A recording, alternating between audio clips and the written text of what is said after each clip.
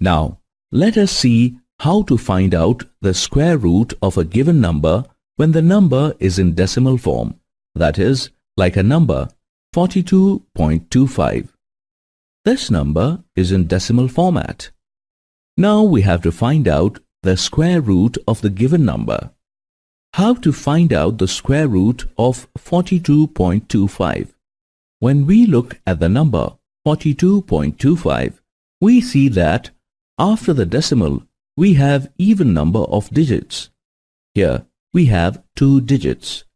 In some cases, if the number has 3 digits or odd digits, then we need to add zeros at the end to make it even, as adding zeros at the end will not change the value.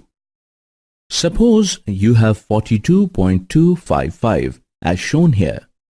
In this case, after the decimal, we have odd number of digits. In such case, we need to add a zero to make it even. Now, it becomes 42.2550. In this problem, we have only 4 numbers, that is 42 and 25.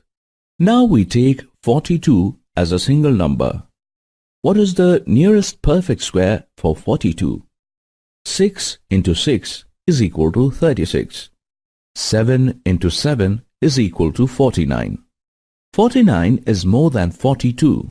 So, the nearest perfect square we can take is 6.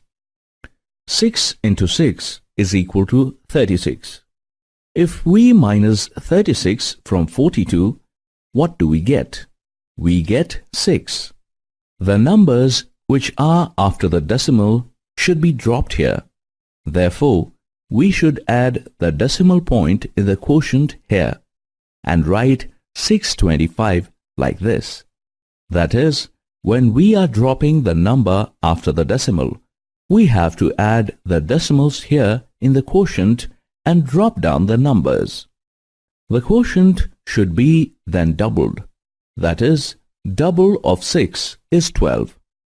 Write 12 in the divisor column. Now, let us try to get nearest number. Whatever number we write beside the divisor 12 here, same number we have to write in the quotient as well. Suppose we take 5. 5 into 5 is 25. 5 into 2 is 10. We get 625. That matches the dividend. We write this number here and the remainder we get is 0, which means that 42.25 is also a perfect square. Therefore, the square root of 42.25 is 6.5. All the examples which we saw till now were perfect squares. That is why we were getting the remainder as 0. Moving forward, let us see some examples which are not a perfect square, and we'll find out the square root of those numbers. Let us see what is the square root of 3. Is 3 a perfect square? No.